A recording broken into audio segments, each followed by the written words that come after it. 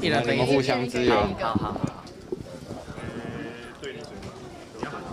好，我好。请接个问题，你待会还会进去？怎么了？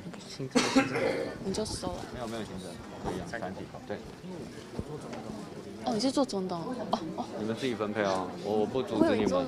我以为你做主警。我是先问起来。哦，我不阻止你们。你们自己喊距离，抓距离。好。对。他会从电梯这边转过来，这样子转还是从？他会转过来啊，转过来，对，转过来，这边上，然后转过来，转过来。看你们。可是我觉得他听不见，因为太远。要不要他到红龙城那边啊？红龙城那边啊？对啊，红龙前端。对，就是那个安全门再过去一点。对，不然我怕他想回你，但他听不懂你在。对。没得可。除非你要嘶吼。口腔这样，而且我声音很大。对，口腔。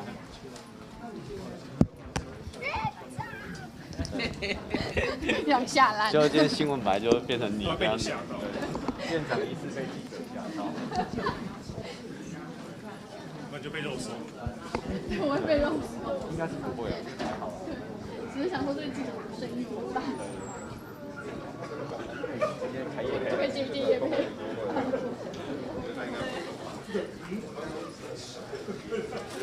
就每天有那个小数量。你可以开团购微信，然后团购一个脚本，对啊，大爆本，然后再把这个里面投开入对，刀具，创意料理，无菜单料理。你们都帮我规划好了。对啊，拜托。厨具的，高级，真的好贵哦。还有洗碗机、瓦斯炉，然后抽油烟机一整套，光一个厨房要10万。慢慢讲，搬一个超大厨房。然后就是会留下来，空起来都换业配，就是厂商找来私下卖。厂商联络。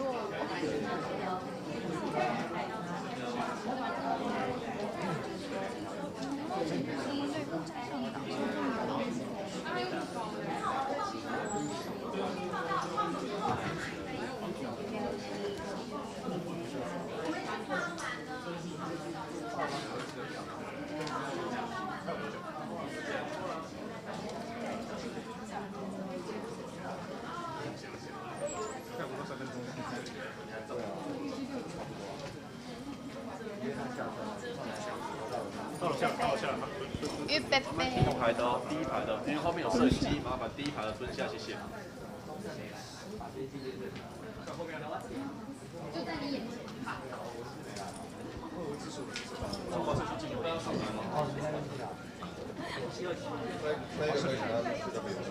那一位，挡住了。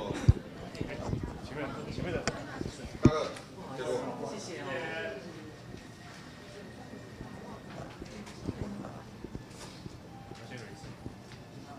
院长，通形势上涨，物价可能上升，行政院有因应措施吗？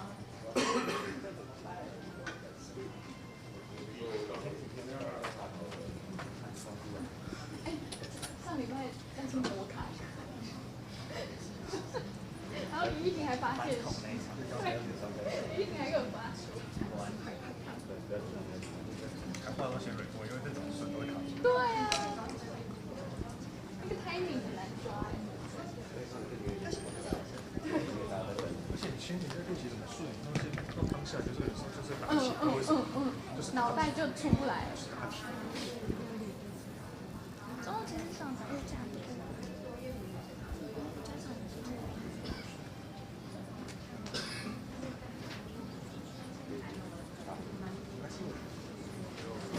对。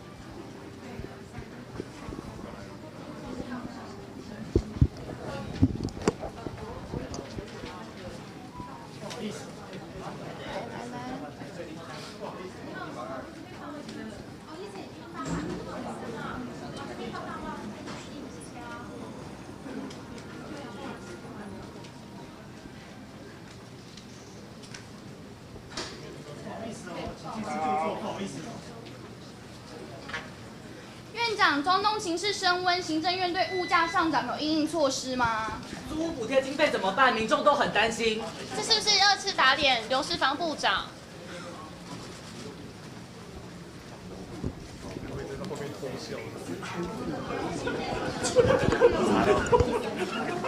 你会只是在后面偷笑，后面这样。谁偷笑？你会知道有吗？他就不知道是不是偷笑，就这样。笑啊，讲完了走。谢谢啊。高兴了，感谢。对。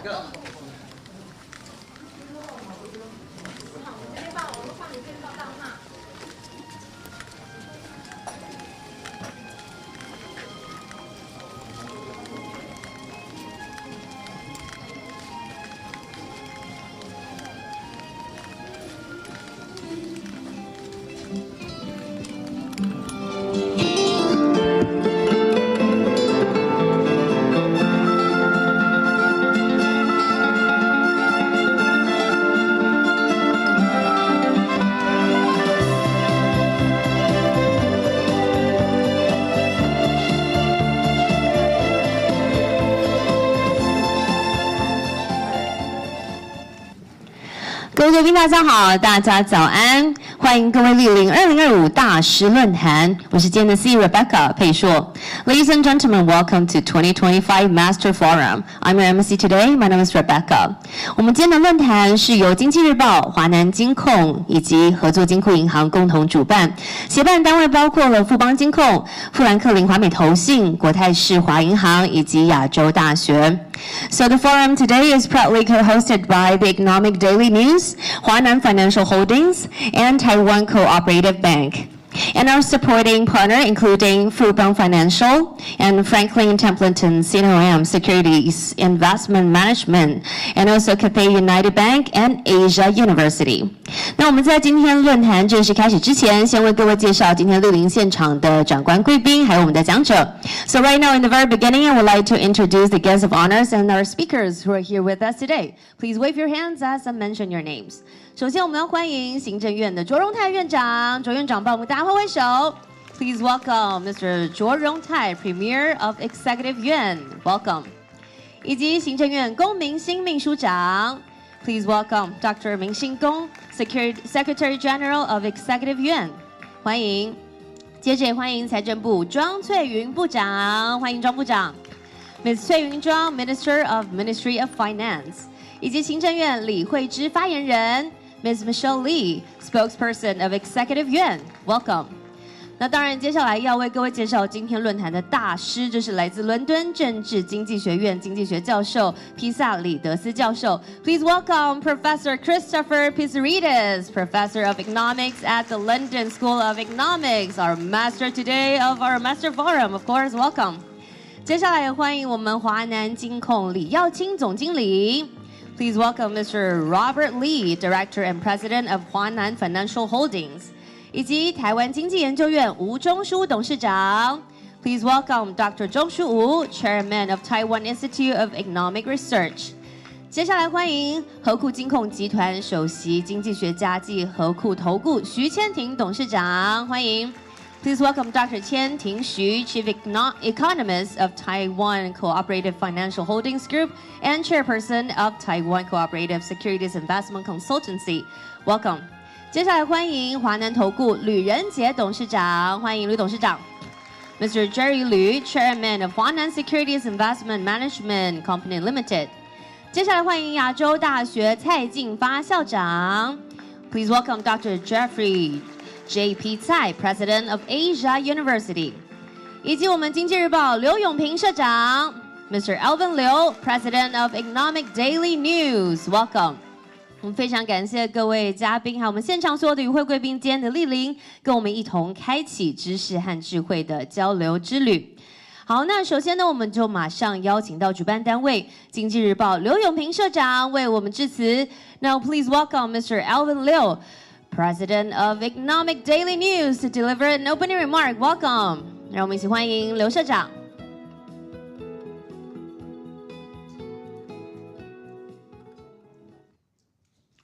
行政院卓院长 Dr. Pissarides， 行政院公秘书长、财政部庄部长、行政院李发言人、华南金控李总经理、台湾经济研究院吴董事长、和库金控徐首席经济学家、华南投顾吕董事长、亚洲大学蔡校长，以及在座的各位来宾，大家早安，大家好。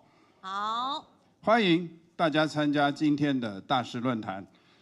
经济日报从2007年开始，也就是我们40周年的那一年开始举办大师论坛，今年已经进入第19年。我们共邀请了17位诺贝尔经济学奖得主，以及多位享誉国际的经济学家来台湾，分享他们的知识洞见，提出对台湾的建议，已经成为国内最受瞩目的年度论坛之一。今年我们非常荣幸邀请到2010年诺贝尔经济学奖得主皮萨里德斯教授来台。事实上，这是我们第2次邀请他来参加本论坛。在2011年，也就是他得到诺贝尔经济学奖的隔年，我们就曾经邀请他来台湾。当时的主题是欧债危机的成因与解方，就是当时非常火热的话题。那今年我们再度请到他，谈的更是当前大家全球都关心的川普时代的全球经济展望，想必大家都非常期待。那皮萨里德斯教授是塞浦路斯裔的英国人，目前任教于英国伦敦政经学院。他长期研究劳动市场失业与经济成长之间的关系。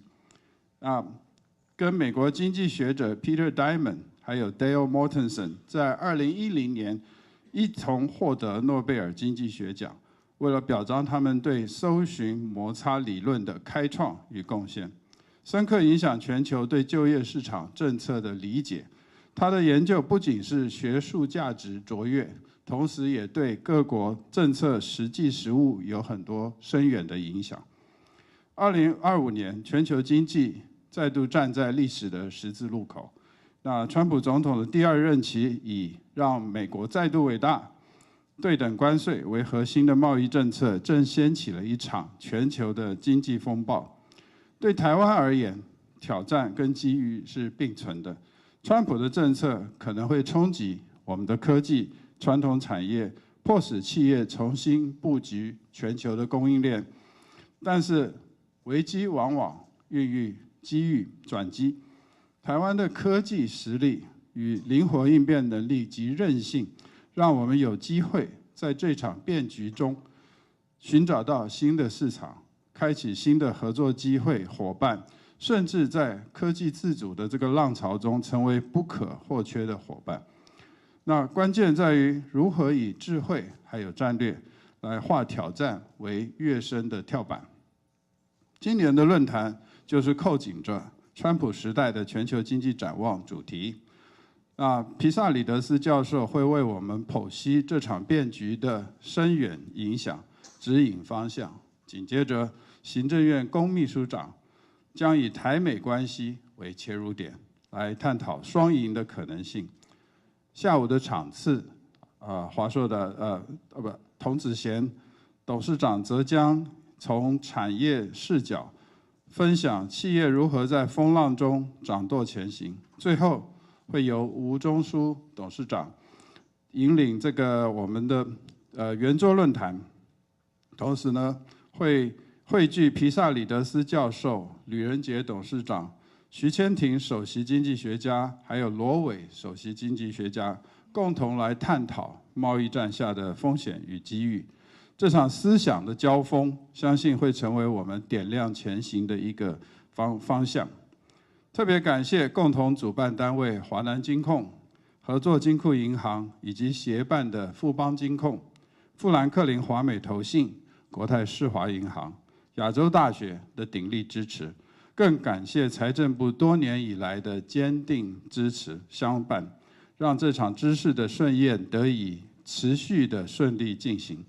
我们相信，唯有了解全球局势，深思应对策略，才能让台湾在动荡中站稳脚步，持续前行。祝福大家在今日的论坛中收获洞见，激发灵感。谢谢大家。好，我们非常谢谢主办单位经济日报刘远平社长为我们所做的开场致辞，也请先回座，谢谢。紧接着呢，我们要邀请的就是今天的共同主办单位华南金控李耀清总经理来为我们致辞，掌声欢迎李总经理。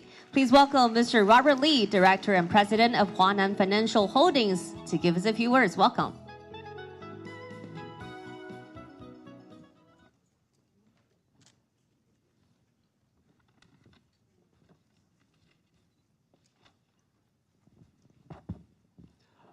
我们行政院卓院长、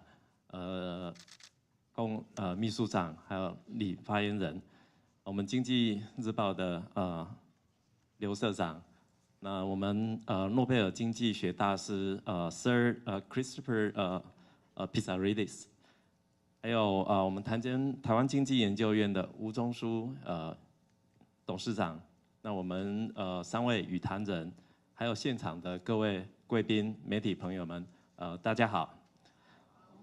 那本人仅代表华南金控欢迎大家参加2025的一个大师论坛。那今天很荣幸能够邀请到我们皮萨里德斯教授，还有我们行政院的公秘书长以及和硕科技的童董事长来进行专题演讲。那这是一场齐聚我们学术、政府以及产业专家的一个大师论坛。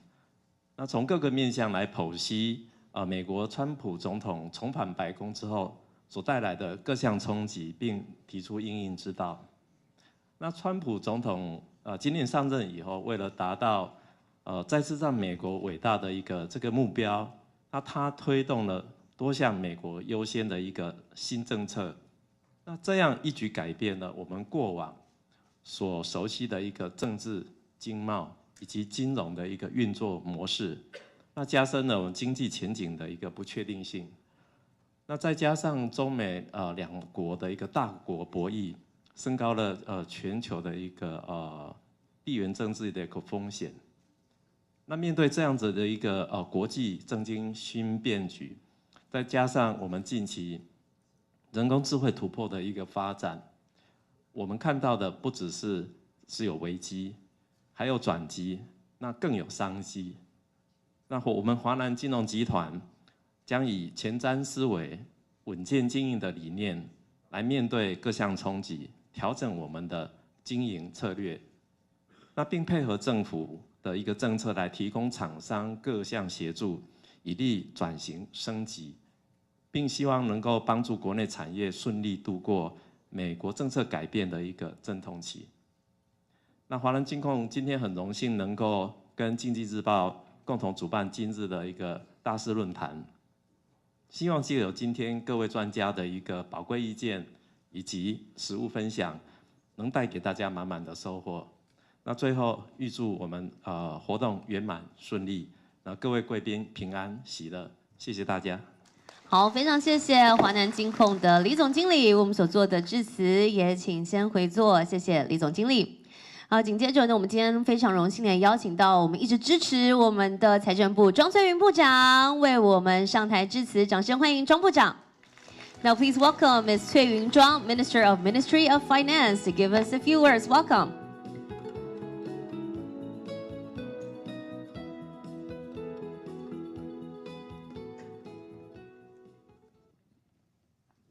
我们行政院卓院长、龚秘书长以及 Dr. Peter Readers， 还有经济日报的刘社长、华南金控李总经理以及在场的各位贵宾先进，大家早安。今天很荣幸受邀参加大师论坛的开幕盛会。首先要对联合报系长期关注台湾的经济发展，从2007年以来持续的举办论坛。每年呢，都邀请国际知名的经济学家来到台湾，分享对全球经济重要的观察，还有深入的分析，提供政策的建议。我们要在这里表达感佩以及感谢之意。美国川普总统上任以后，推动美国优先以及公平贸易为核心的政策，对全球多个国家加征对等关税，以及降低美国的贸易赤字，并且促使企业投资美国。那么牵动了全球的供应链重组以及资金的流向。目前，美国对等关税尚未底定，但是中东动荡的地缘政治风险再起，全球经济的不确定性升高。今天，皮萨里德斯教授以川普时代的全球经济展望为题，就川普的关税政策以及地缘政治风险提出对于全球经济结构的冲击和影响分析，并且和我们国内的专家学者对谈，格外的有意义。相信有助于掌握全球政经局势的脉动，让我们的产业在风险中发现转机，在挑战中谋求发展。我国是出口导向的经济体，美国是我国重要的经贸伙伴。2024年，我国对美国出口金额是1114亿美元，占了我们总体出口的23%，贸易顺差649亿美元。美国关税政策的调整将深深影响我国的产品出口以及产业的发展。那么，为了积极应对美国关税新局以及全球政经的挑战，赖总统在520的就职周年宣示，推动产业立足台湾，布局全球，以及加强和美国的经贸关系，深耕在地的供应链，提升产业的国际竞争力，来强化产业因应变局的能力。那么，本部依循赖总统以及行政院卓院长的产业对策方向，在税制方面，我们会持续的强化灵活性以及诱因的机制，协助企业调整体质。那么，产业创新条例完成修法后，那么增加人工智慧以及节能减碳的投资抵减，提高投资支出的上限，延长租税优惠的适用期间，鼓励资本支出，来促进产业的升级转型。另外，为了要加速引导资金挹注新创企业，降低投资的门槛，来驱动产业创新以及经济的转型。在融资方面，我们会督导公股银行支持产业资金的需要，确保雨天不收伞，发挥银行挺企业的功能，透过贸易融资利息的减码，以及输出保费的优惠，来降低贸易风险以及扩大我们的外销市场。同时呢，我们会简化通关的程序，来减轻业者的行政成本，全力提升厂商的竞争的优势。另外，加强落实违规转运，我们要做好事前的预防、事中的严查，以及事后的严罚，3道防线的查处，让外国的货品无法冒充 MIT 洗产地。我们建立一个健康有序的贸易环境。在当前全球经济日益的变动、重重挑战之下，财政部将会持续透过审慎还有弹性的财政政策，引导产业升级转型，同时优化财政的治理，加速产业的发展，打造一个经济成长稳固的基础，创造繁荣的新台湾。最后，我要再次感谢经济日报、华南金控，还有我们合作金库银行，精心的规划这一次的论坛，提供企业、政府还有学界深入的探讨川普时代的全球经济动向，以及对我国产业的影响和机会。我们提出前瞻的观点与政策的启发。那么也预祝这一次的论坛能够圆满成功。那么各位在座的贵宾都健康愉快，谢谢大家，谢谢。好，非常谢谢财政部庄部长为我们带来的勉励，也谢谢财政部一直支持，带领着我们台湾的企业升级转型。请庄部长也可以先回座，谢谢。那紧接着呢，我们非常荣幸的今天邀请到行政院卓荣泰院长亲自莅临，让我们现在掌声欢迎卓院长上台致辞，掌声欢迎卓院长。Now please welcome Mr. 卓荣泰, Premier of Executive Yuan, to give us a few words. Welcome.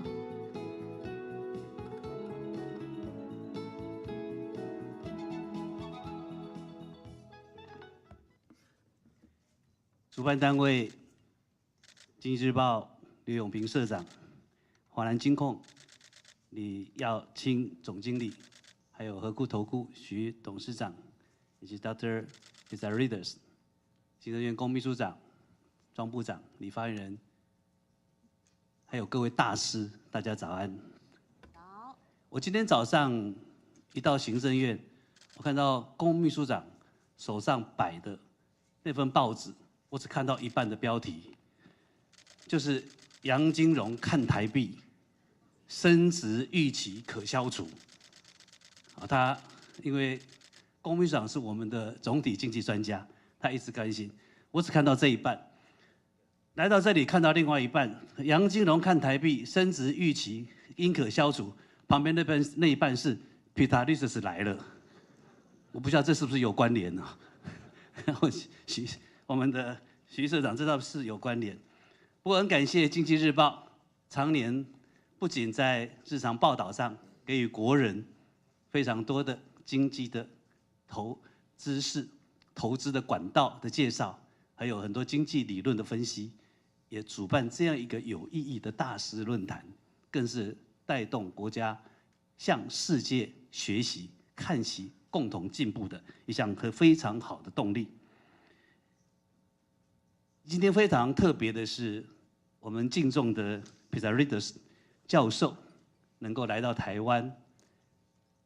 2010年，他荣获诺贝尔奖之后，在世界各地都引起相当大的关注。尤其在今天，我们面对美国关税贸易的新政策，台湾除了积极的与美方进行重要的谈判沟通过程之外，我们对我们自己本身的经济体质也要持续的强化跟改善。那这个时候我们能够得到国际大师级来这里来加持、来引导，是跟我们共同讨论，是一种非常难得的可贵的一个事情。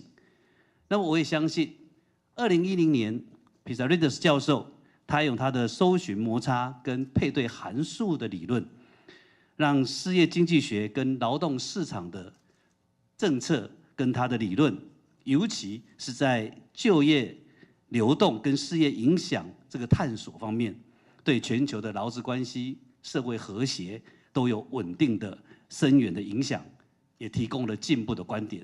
2010年，他告诉了全世界这样一个重要性。今天台湾在2025年，我们2300万国人的努力，也是期望透过这种国际的交流，我们告诉全世界，台湾持续的确保在这里的稳定跟发展，让我们有持续稳定的科技的实力跟经济的实力，对全人类都是重要的。我们希望向世界来讲述台湾现在要告诉世界的这个故事。过去以来，我们从农村时代进到中小企业，进到我们的服务业，到现在的高科技业，台湾成为一股世界不可或缺的力量。我们对全人类的贡献，我们要有自信跟我们的韧性。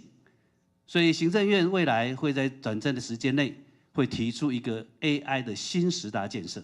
我认为这是未来人类新工程的重要破化。我期待这样的 AI 新10大的建设，能够带领台湾，无论是在各个方面，在技术、关键技术，在产业的能力，以及在基础建设方面，我们都能够有十足的发展。因此 ，AI 是成为国家未来重要的发展的一个方向。那受惠于 AI 跟高速运算的高速的发展，我们今年的对外的成长率、出口的成长率相当的好。我们第一季、第二季都呈现非常高的比例，1到5月我们的出口成长高达24.3%，24.3%，这是一个相当高的一个指标。也象征的，我们一直预期今年台湾的整年的经济成长率可以破3，保3，我们预计到3.1%。那这个又会在一个目前全世界经济政策不稳定的状态底下，台湾可以说我们看得出一个相当好的前景。这有助于过去我们的经济体制相当的完善，就在场各位从事不论是金融业、产业界各位大师长期以来努力的结果。那当前我们的挑战，也告诉我们，我们主要是在半导体的先进制程，我们也有财政稳健的一个状态，同时我们有坚强的净对外资产的对外关系这个部位，3个都是形成台湾强劲经济力的一个基石。未来行政院也会因应整个国际贸易的情势，我们会提出一个强化经济社会及国土安全韧性的特别条例，之后我们会持续提出特别预算。那这个特别条例目前在立法院审议当中，我们期待产业界共同发出我们的声音。从4月3号美国关税宣布新的政策之后，虽然4月9号开始90天的暂缓，但现在已经到了暂缓之前大家紧锣密鼓谈判的过程。但是我们国家对于产业支持的方案还停留在书面的作业，我们特别条例、特别预算都还没有通过。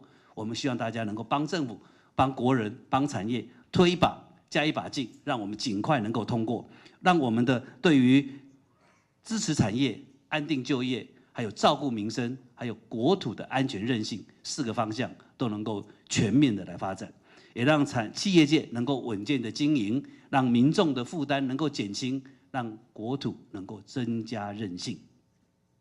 而就中长期而言，美国新关税的政策带动全球供应链的移转，这个是一个相当大的，在地缘政治变化之后，供应链的重组跟移转，台湾会掌握这个契机。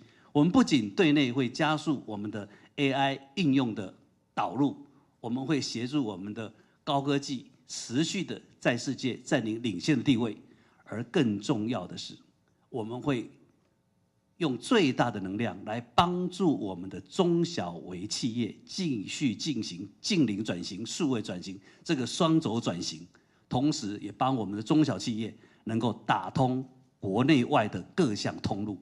这个就是我们在对我们中小企业多元竞争方案当中，我们提出的多项的措施。那未来我刚刚说过的，我们的 AI 新10大建设，在智慧应用、关键技术以及基础建设各方面，我们会投入相当大的人力物力，跟国家整个的研发的团队等等。我们期待在2040年，我们能够创造15兆的产值，跟产生50万的高薪就业的机会。这个是一个非常大的计划。目前国科会、国发会正跟行政院所有的部会正全面的在研议这样的 AI 新10大的工程。我们未来具体完成之后，紧接着会通过我们在下个月秘书长正在紧锣密鼓筹办的我们新一次的行政院经济发展委员会当中，跟经济发展委员会所有的委员顾问再次的能够得到他们的更多的意见支持跟肯定，我们向全国人民会共同提出这一项划时代、大时代的新建设。因此，加上我们现在已经在工作的发展过程当中，包括亚洲资产管理中心，包括多元投资国家的造园投资国家的方案，这2个加上人力方面的我们国家人才竞争力的提升方案等等，都会形成未来我们在资本市场、在人力市场全面的发展。这也是我们告诉大家，过去1年来，在赖总统的主政底下，我们从健康台湾、均衡台湾到团结台湾，以后我们会将台湾奠定成为一个 AI 科技智慧岛，会让全世界对台湾再次引领世界，等待我们的发展。持续我们在对美的关系当中，我们除了加强过去的台湾贸易投资中心的设置之外，我们还会持续研发现在大家非常有兴趣的科技园区的这种服务园区的工作，希望把我们的科技业也带向全世界，形成总统所说的立足台湾、布局全球，还有加强美国的这样的工作。所以今天很希望我们在大师论坛当中得到世界级大师的这种加持，让各位都能够如沐春风、感同身受，也让大家一同为台湾国内的产业持续的加码。我们也跟世界做强化的连接。我相信，台湾稳定，世界就会安定；台湾和平，世界就会发展。我们跟世界同步进行。谢谢大家，感谢各位。好，非常谢谢卓院长的勉励，也请先帮我们留步舞台。紧接着我们要邀请我们的贵宾还有讲者到舞台上，我们要一同来进行大合照。So right now, we'd like to welcome our guests of honors and our speakers to join us on stage for a group photo.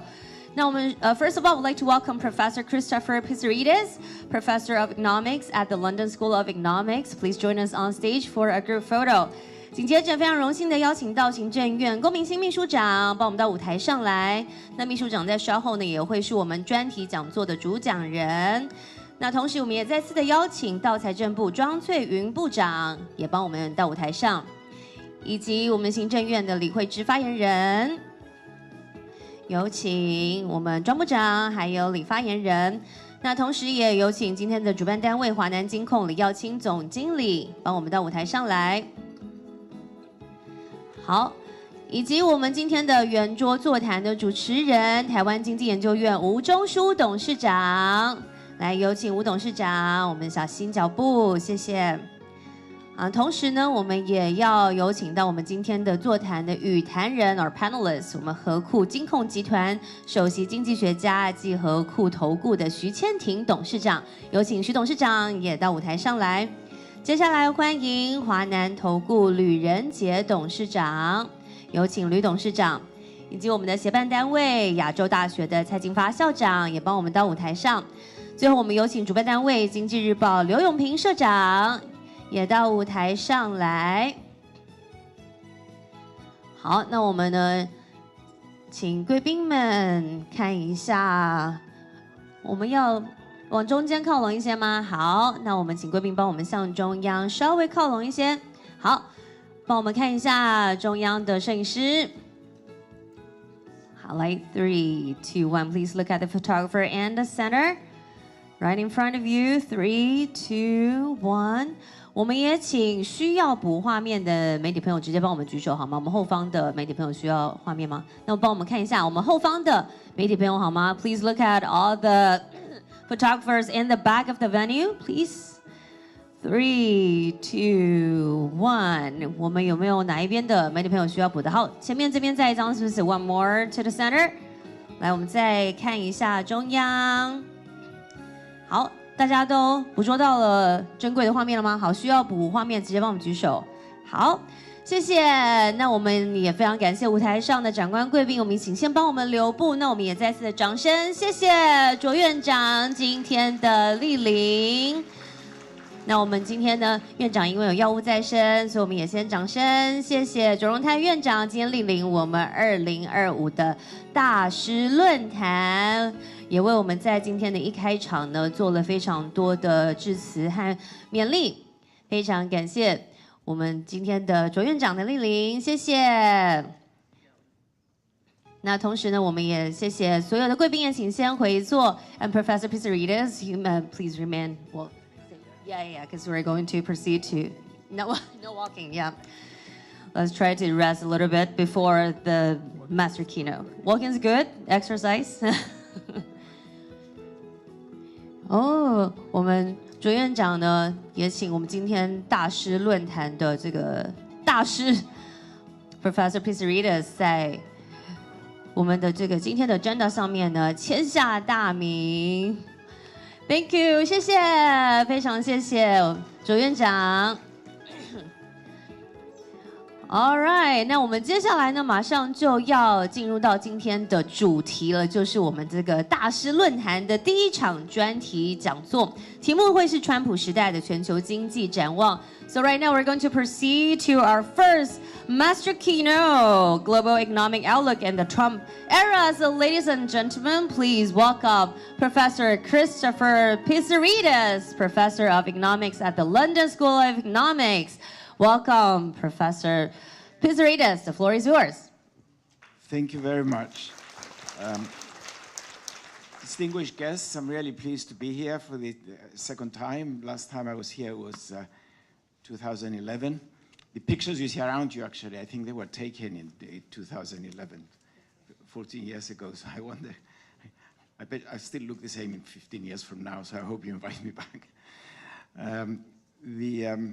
We live in difficult times, and we had AI to deal with. We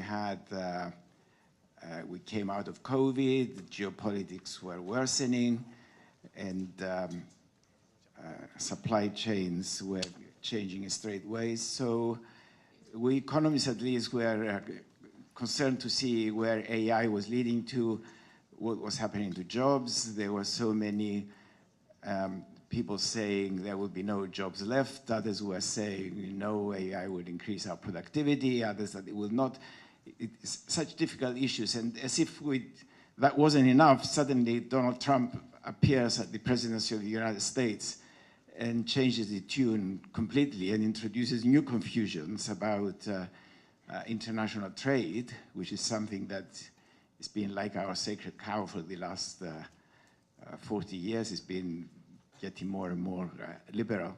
So what I was asked to say today is what is happening to the global economy with these politics that are being followed.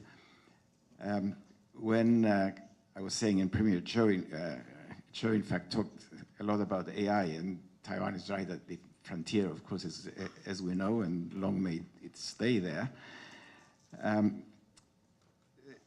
But the problem with AI, as you all know, is that every day there's something new, it's changing. But with Donald Trump, it's every hour that is something new almost, and we have to adapt what we know about it. So that's what I'll try and do over the next 45 minutes. Let's figure out how. Okay, I have a kind of main theme that runs through the presentation, and then I'll be more specific in a minute. And the main theme that I want you to take away is that what Trump was doing in his first presidency in 2017, it was already different from before and a kind of more revolutionary, if you like, and it was bringing fundamental changes to both to the United States economy and to the global economies. Of course, he was also changing the way politics was done. As you know, we had the demonstrations afterwards and all that, but that's more politics and I will not get into it. I will talk more about the economic implications. Now, the policies he was pursuing back then introduced various risks in the global economy, but it's fair to say that those risks didn't cause any serious problems. The economy was resilient enough to absorb any changes that he was making. But now in his second presidency, he reinforced those risks. He added to those risks rather than try and find sort of hedging policies, if you like. And we are running risks now, I think, in the world economy. We don't really know where they're going, and we could speculate later on. And the worst that we're facing now, to be honest, is the last sentence that you see on the slide, that the way he's going, there doesn't seem to be a credible end game. Like you might ask, where is this leading to? And no one can give you a very precise answer. And when you don't have a target, then you're always running the risk that you might go, of course, somewhere along the way. Now, the topics that I want to talk more specifically about, the main theme that I've just outlined, is first of all, what are the new policies and what are the risks that I was talking about? Then I will talk about the implications. That would be rather brief section. Then I will talk about the implications of those for the global economy. What's the global economy doing right now? Then about the United States economy, being the leading economy in the world that influences so many other economies. What is happening in the US? That's a big concern, of course, and not just for the financial sector. And then, if we have time, which I think we probably will have time, unless I start mumbling about individual points, are there any other reasons that we should be concerned about in the global economy other than new US policies? And in my view, the answer is yes, there are. Now, new policies and risks then. The key, to understand the key risk is that we have to understand what America First means. When he first came on, wearing the baseball cap with America First on it, we thought, many of us at least, thought that it was electioneering. But in fact, it's not just electioneering. It's been his driving principle.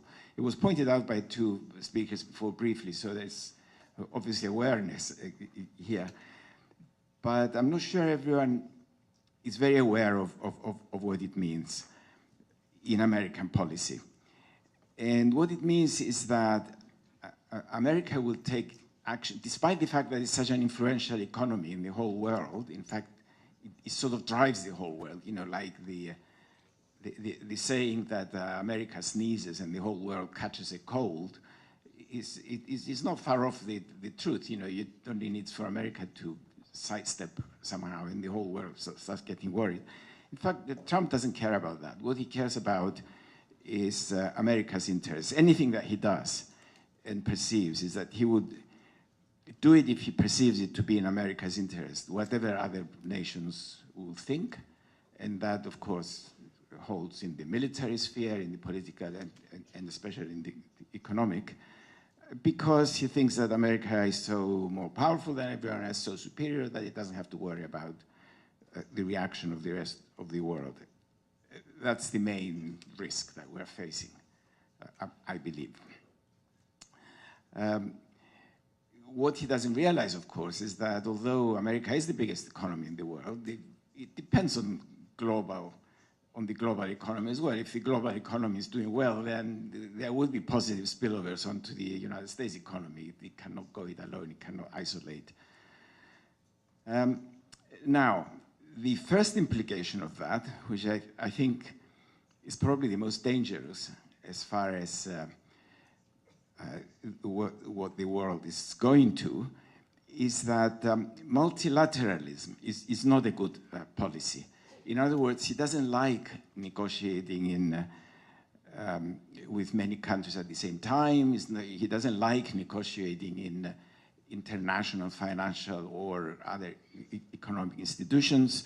What he wants to do is to negotiate with each country individually, with unilateralism or bilateralism, I should say, rather than multilateralism. And of course, the way that he approaches that is as any business person will approach. You know, if you're negotiating with a competitor, or if you're negotiating with customers, you don't want to do it all. You know, you don't want to put them all in a room and tell them what to do. You take one at a time. The advantage here that he perceives in America is that America is obviously more powerful than any other individual country or agent in the global economy. Therefore, if he negotiates with only one person, he will come out as winner. America will win in the sense of America comes first.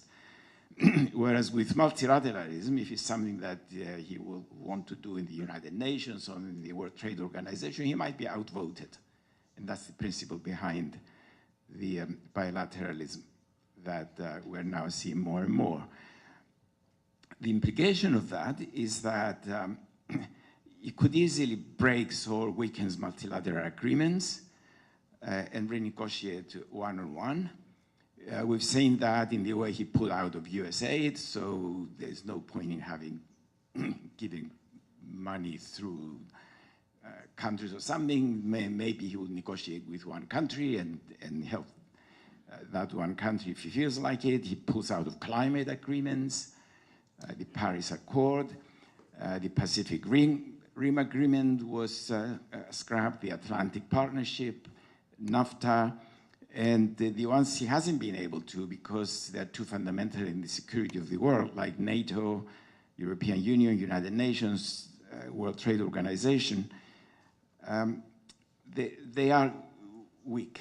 You know, he spoke several times against the European Union, as if, you know, why does he care what we do in Europe? But he keeps saying, you know, this is not a good thing. He wants to negotiate separately with Germany, France, United Kingdom, or something, not with one that is all the European nations together.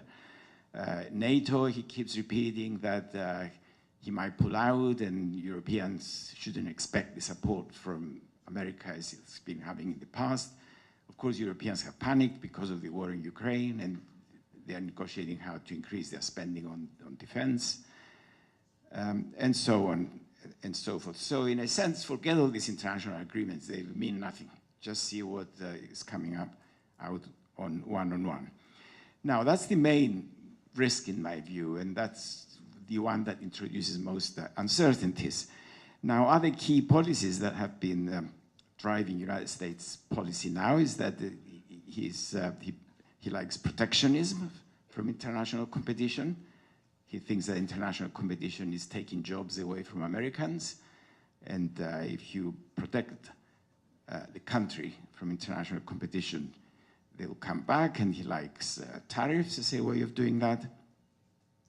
Apparently, the reason for liking tariffs, from what I heard from American friends who would know, is that, as you probably know, income tax was not introduced in the world until fairly recently. And before that, the way governments were financing themselves was through tariffs on trade. It was all trade taxes. Trade taxes have a much longer history than income tax or corporate tax. So Trump said, well, you know, over so many centuries, governments survived on trade taxes. Why can't we do it now? And that's how it switched. It came in his first presidency, actually. There are tax cuts at home, there is deregulation, and there is selective industrial policies like encouraging fossil fuel companies in Texas or big tech in California and so on. Now, what are the implications of all these policies for the global economy? First, protectionism. Protectionism is obviously bad for trade. That's the whole point of it. And it's not only that tariffs are high, but it's also the fact that there is uncertainty about them. We don't know where they are. One day they're on, another day they're off, another time they're postponed, they are renegotiated, differential tariffs across the globe. We know that companies need certainty to invest. If you see the taxes you pay, which is part of your cost, go up one day, come down another, they're postponed, then you hold back on your investment to see where it's going to settle down. And we haven't seen that happen yet. So investment is being affected. Trading partners throughout the world, they're scared to talk against it or take revenge for fear that there will be even bigger revenge from America. China is the exception here because they stood up to him. Now, as you probably know, they used the formula, the US administration, to calculate tariffs. That formula has no economic basis whatsoever. It's almost like something they pulled out of nowhere. So you might as well think of them as numbers that come into his head, without any justification. He is also having unpredictable reactions to other countries' policies. He, like some says, okay, these are good guys, let's only keep the tariff at 10%. Other, he says, these are bad guys, let's raise it to 25%. It's this kind of uncertainty that is everywhere in there. Now, my heading is why China, but the why is wrong. Why, you might say, why is China the one that stood up to him and said, well, if you are going to raise it, we're going to raise it as well. So the question really, and the reason really, I think, is that the impact on the Chinese economy from tariffs is not likely to be much, despite what you hear and say. Chinese, if you look at the statistics, Chinese exports are about 20% of GDP. It used to be 25% a few years ago, but now it's only 20% because there is an increased domestic consumption. Now, of the exports, 15% go to the United States and 20% go to Europe. So exports to the United States are only about 3% of Chinese GDP. And with a size of the economy that it has and the connections that it's now building up with other Southeast Asian countries, it's just not a big number to worry about it. So instead of becoming an economic issue and worrying about that, it becomes a geopolitical issue. They are standing up to him because he's provoking and he's getting a response. It's as if economics doesn't come into it. It's not very much for the United States economy. It's not very much for the Chinese economy. They are too big to worry about this tariff between them. It will affect, of course, negatively exporters, certain sectors like cross-border platform trading, for example, would be affected. But when you look at the economy as a whole, it's not something that we should worry about. It's much more worrying what's happening with others that are more important partners like Canada, Mexico, European Union. There would be economic implications there. There are, of course, caveats to what I just said. It's not that simple. And the main one, I think, is about supply chains. Supply chains are badly affected. There were some ridiculous results which are now being exempted, actually, which is that, as you know, smartphones designed in California and assembled in China. Just imagine the situation if there was a 100% tariff on them, that Californians would send the design electronically, so they're not traded goods. They're not subject to tariffs. And then when they import back the assembled phones, their products, so they have to pay 100% on it. So it's like America designs the smartphone, sends it to China for assembly, comes back and pays twice as much because of the 100% tax. I mean, those would be ridiculous things affecting American producers much more than anyone else. I think the smartphones have been exempted from these tariffs, actually, for that reason. But anyway, supply chains generally would be affected, and that is obviously going to have negative results on China. But it will take time. Supply chains are not assembled and disassembled immediately. Chinese exporters are already switching to Europe and other Asia, and it's an obvious strategy to follow. Europeans started worrying about it, about the competition. First, there are some indications that they might react. Now they have other concerns on their mind. I don't think it's likely anything very serious to happen. So we should expect to see reswitching of exports. And the implications for trade is that trading nations are uncertain about where they stand, especially small open economies. It's affecting mainly the industries of traded goods because services are excluded. And I guess the main reason services are excluded from these tariffs is that America is a big exporter of services, but it's also a lot more difficult to identify what the cost of an exported service is. I just mentioned the design of smartphones. That's the export of a service. How do you tax it? It's difficult. There is stock market volatility. There are big falls in stocks of open nations. They're down, up all the time. There is currency volatility, inflation, threats at home. Altogether, it's bad for trade and it's bad for uncertainty. The implications for the supply chains is that there is restructuring of supply chains based on differential levels of tariffs. Overall, supply chains are becoming less attractive anyway because of new technologies. With AI, we could bring things at home. During COVID, the trust that nations had on each other broke down because there was no collaboration involved or even information given about lockdowns, which is having sort of after effects. Therefore, we see more onshoring coming now rather than the offshoring that is characterizing supply chains. And this process here is mainly affecting countries that benefited from the location of multinational currency companies, China, of course, being the primary country that received these multinationals. Now, implications of monetary policy are they're quite serious, I think, although, monetary policy is not effective as fiscal policy, I guess, in disrupting actual flows, but it is important. We know that the best kind of monetary policy to do is to give independence to the central bank, and its policy should be driven by domestic needs, especially fighting inflation and ensuring that there's monetary stability, fighting instability. Now, with Trump's policies, the monetary policies are now driven by international volatility, exchange rates, implications for domestic prices through changes in exchange rates and changes in tariffs. Many people think of tariffs as causing inflation. Of course, it's not inflation they're causing, it's readjustment of relative prices. But that might be built into expectations of future prices, into interest rates, and it will require monetary policy.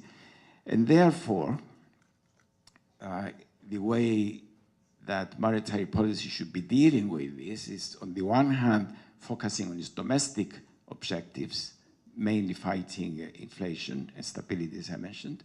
But on the other hand, central banks should be collaborating with foreign central banks to coordinate this international spillover of effects from America's policies. But the mere collaboration of central banks goes against the America First policy because it's multilateralism. You talk to many people at the same time, many central bankers. And that is a big problem. Currently, there isn't much going on. I've just been to a financial forum in Shanghai, and obviously many monetary policy experts who talked were rather concerned about that and what should be done.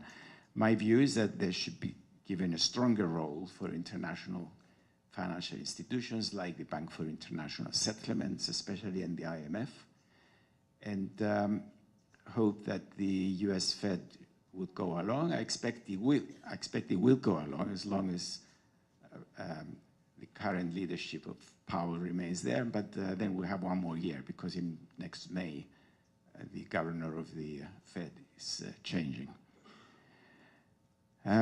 So the overall impact then is that over the last 30 years, globalization was at the core of global growth.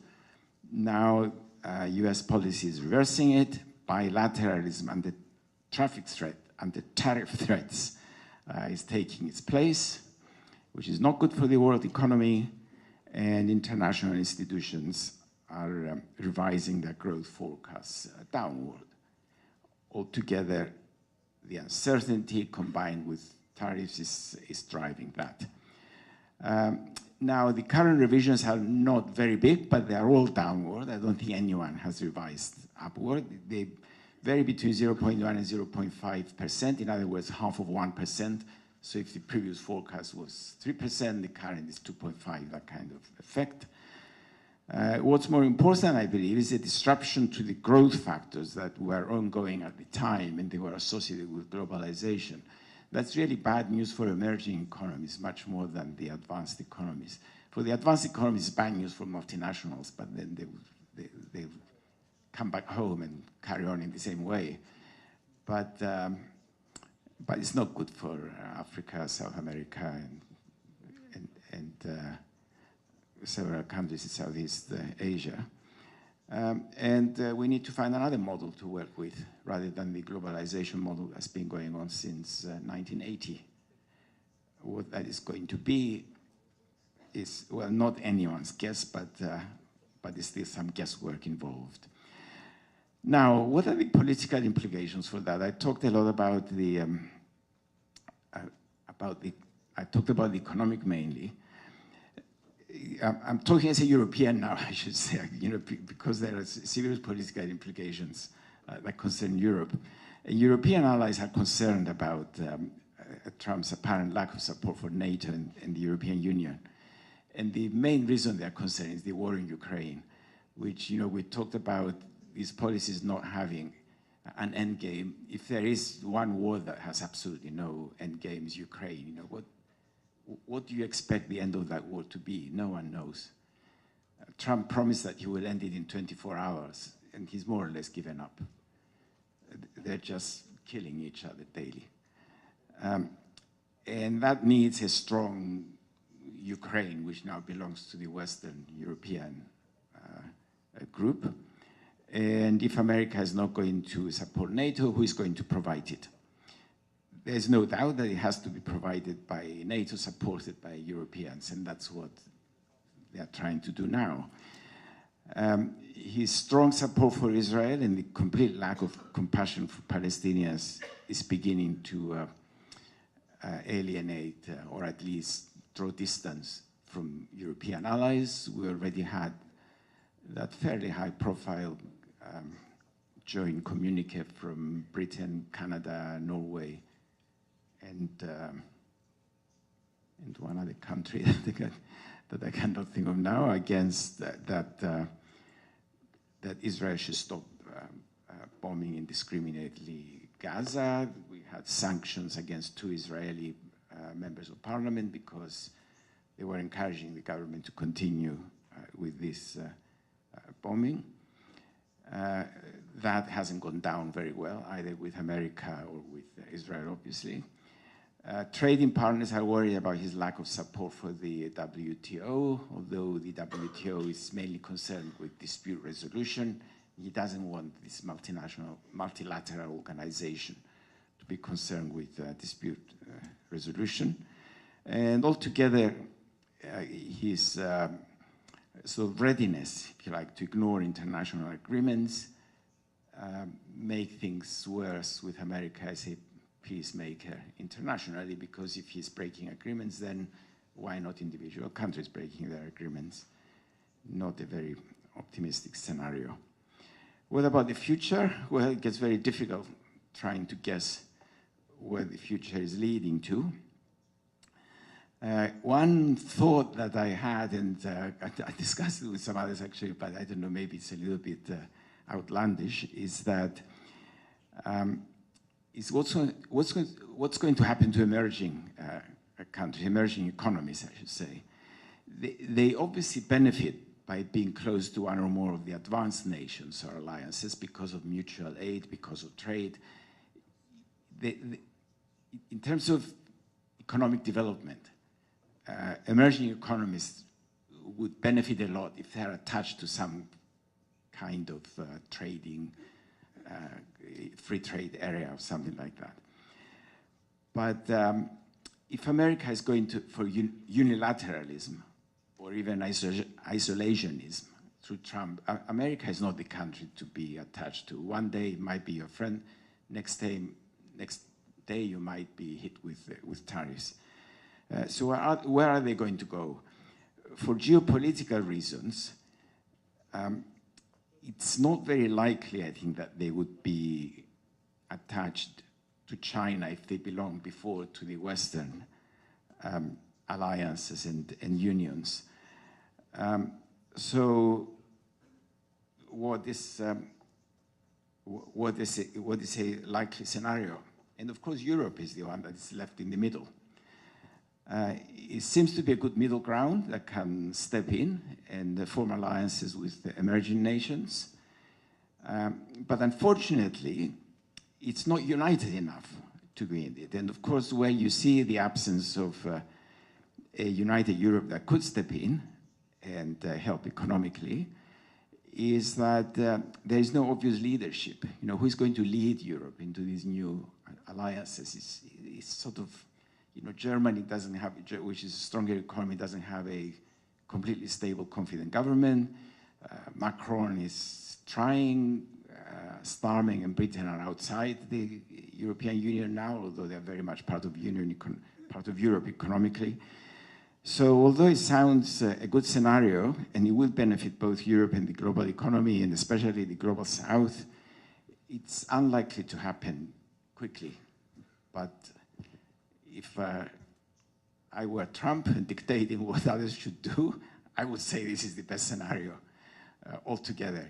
You know, just go for the middle ground, and it's a powerful enough economy, and we do have many nice things in Europe, by the way. It's not only our economy. Okay, now what about U.S. Domestic policy? I was worried that I might run out of things to say during my time, but I think I'm going to run out of time, so I have to speed up a little bit. Now you might ask, what are tariffs good for? You know, what would an economist tell you about tariffs? And the answer that you will get is that tariffs are good as protection of infant industry until the country finds comparative advantage. We have been known, in fact, since 1830, since David Ricardo, that trade should be driven by comparative advantage. Everyone benefits if you do that. But new countries, emerging industries, small industries in new countries cannot keep up with the competition of the mature ones. Therefore, it makes sense to impose tariffs, protect them until they grow. Now, America doesn't have infant industry. I mean, it has the most mature industry in the world. So it obviously doesn't need tariffs. Tariffs are not good for American industry. For America First policy, tariffs are just good as a political tool, not an economic. Put competitors down, and there's a source of revenue. And then being who he is, Trump, and being in the Republican Party, revenue is good because then you can use it to fund tax cuts. And there are already a lot of revenues going to the Treasury in the United States.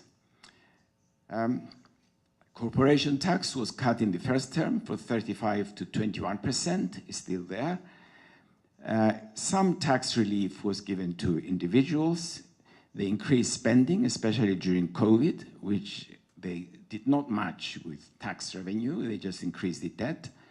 Tariff revenue at that time was not enough. Debt went up, and inequality went up. It was very bad social policies, if you like, if you give them a social interpretation.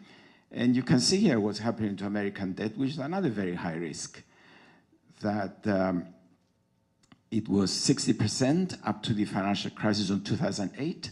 It's now 120%. And the bill that is going now through Senate, that is being given various titles, is going to make it worse because the tariff revenue is not enough to fund all the tax cuts that are being debated. Some of you may have come across something known as the Mar-a-Lago Accord. I don't want to use, it's a family show, so I don't want to use language that I would normally use in private to describe the policy, but it's a crazy policy. I mean, like, it's the expectation that that the dollar should depreciate for various reasons, and then what the accord is saying is that they should put pressure on other countries to appreciate their currencies so that the dollar effectively depreciates. But why would they do it? I mean, and anyway, the value of the dollar, the value of the currency, as we know, is determined by fundamentals. There might be short-term fluctuations that finance people moving in and out of assets might take advantage of, but those are more or less zero-sum games. But in the longer term, medium to longer term, the value of a currency is influenced by fundamentals. And if the dollar is going to give up its role of a reserve international currency, which is what the Mar-a-Lago Accord is really about, then who is going to take the role of an international reserve currency? The RMB, obviously not, because it's not internationalized. The euro, obviously not, because Europe is too fragmented. It would not have it as an international currency.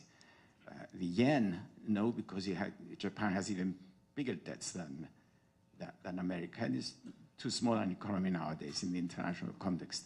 And therefore, there's nothing else. You cannot create a vacuum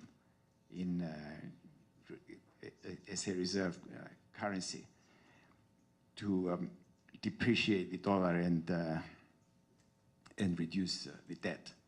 If you want to reduce the debt, just tax your people and use them to pay the debt. It's simple. Anyway. So now let's be a little bit realistic about the history of the debt. Is that the biggest increase has taken place during the financial crisis up to 2016. You can see that here actually.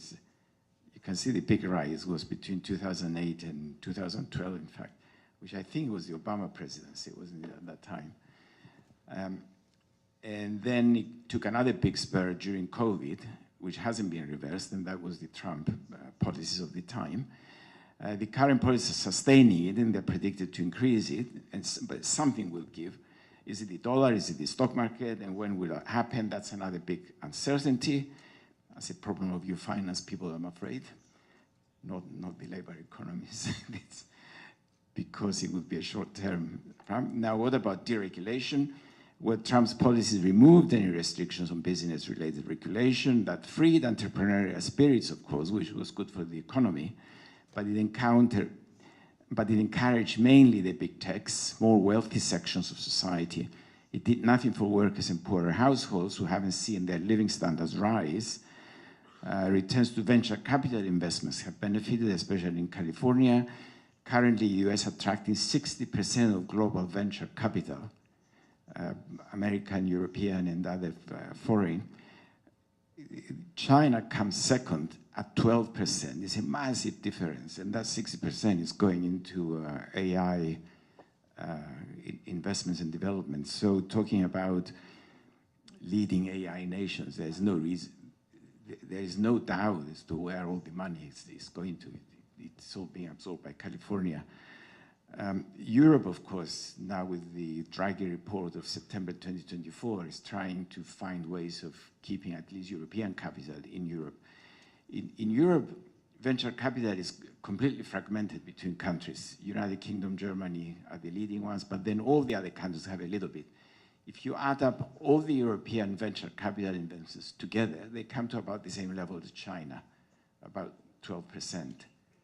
But now it's fragmented, and as soon as a startup succeeds in Europe, it migrates to California or Massachusetts. And that's what the Draghi report is about, that it will be very difficult to succeed. The social impact is that he's creating social tensions with his policies. Low wages are stagnating. The opioid epidemic is spreading and is reducing the supply of labor, especially of prime-age, working-age males withdrawing from the labor force. This, I think we're going to talk about this in the panel later. In this second term, he has a strong anti-immigration policy, anti-diversity, war on universities, excessive number of executive presidential orders, different way of running the country than we had before. There are more tensions. We're beginning to see demonstrations taking place, like the recent ones in Los Angeles, and the uncertainty is just not good for the economy.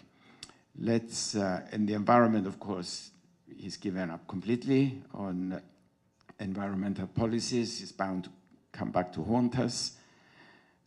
What about investment? Investments will be affected by the uncertainty, mainly, that we're facing. We already talked about that. And generally, the policy is losing credibility. We know that credibility in policy is important, and it wins. One of the most famous recent insights in economics is something known as the timing consistency. This is when a policy is changed despite earlier commitments that it wouldn't change. And usually that's response to the outcomes of the policy. I don't like this policy anymore, therefore I'm going to change it. Trump is doing that all the time. And that normally leads to lower growth and long time to get back to credibility. So that's a serious risk. Now, are there any other reasons for globalization reversals? No. Was Trump helped in these policies against globalization? There are some other global factors that coincided with Trump's policies that were pushing against globalization. I wouldn't say that Trump was pushing through an open door when he gave up multilateralism, but it was certainly helped by global international conditions. And I've listed 3 of them here. The first one is what's known as the fourth industrial revolution, which is robotics and AI, that made it possible to automate many processes done by low-wage labor, and so reduce the advantages of locating some activities in lower-wage countries. Given the new technologies are hidden in clouds and computers, there's a lot of industrial espionage going on, stealing each other's ideas when they don't use their own clouds. And cybersecurity is a very big issue, especially between the United States and China, but also other countries involved. And that is making companies develop cold feet about supply chains and globalization. After all, when you look now at what's driving globalization, what's driving is really technology. It's not a low-cost labor, it's human capital. I mentioned just a minute ago that Silicon Valley is attracting a lot of companies. Silicon Valley has the most expensive wages in the world, and yet companies want to go and set up their supply chains through there. That's an indication of what's known as the knowledge economy. They want to go where the knowledge is, where the information about new technologies is, and where all the money, the venture capital is being invested. So it's a fair thing to say that, it's written with red, in fact, that the new technologies enable supply chain reversals at low cost or even benefit to large companies. Second is the military conflicts, especially the one in Ukraine and Europe, which stopped the supply of cheap Russian oil. It's caused what's known as the cost of living crisis and the energy crisis, especially in Europe, but also elsewhere. There was inflation, COVID support spending and energy prices, they held back European growth. Further than that, what's the future there? Well, again, as I said before, it's not very optimistic because we don't know when it's all going to end. And the Middle East is making things worse with oil. Oil prices are volatile. So the uncertainties about military conflicts are holding growth back as well. And trade, which is a big problem. And finally, of course, the geopolitics. In 1980s, they warmed up. There was an influx of American investments in technology in China and other Asian countries. It helped both American and Western European companies take advantage of low labor costs in China. Of course, now labor costs in China are not that low, and they are not important anymore because these processes have been automated. That's another big error that Trump is making, that he's saying that before we used to have lots of well-paid blue-collar jobs in the United States, and we lost them all because of competition from China and other countries. But in fact, the reason they were lost is not competition, it's the new technology that lost them. And they will not come back, obviously, with tariffs, so you can forget that one too. Again, that what's happening with geopolitical situation is not good for the economy, it's bad for trade and supply chains, as well as sentiments towards each other and trust when you're trading. And therefore, we end up with these brief conclusions. Incredibly, my timer here says I have 1 minute left. And it will take 1 minute to tell you what the main conclusion is. That my main concern, at least, is the departure of Trump from multilateralism and pursuing protectionism is affecting negatively trade and global growth, along with many other things. This uncertainty is created by frequent policy changes, not good for investment, which is suffering. Global economic relations will need to restructure, but these changes take long to have an effect, and the uncertainty will continue. It looks like onshoring is taking the place of offshoring, assisted by AI and other technologies.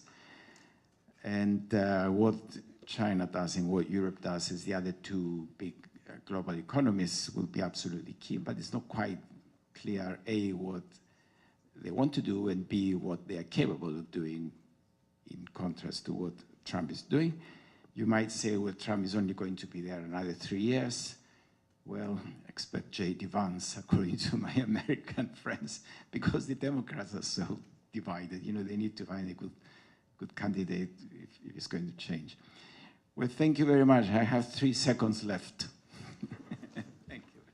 Thank you so much, Professor Pistorides. Thank you so much for the really informative and wonderful sharing. Thank you.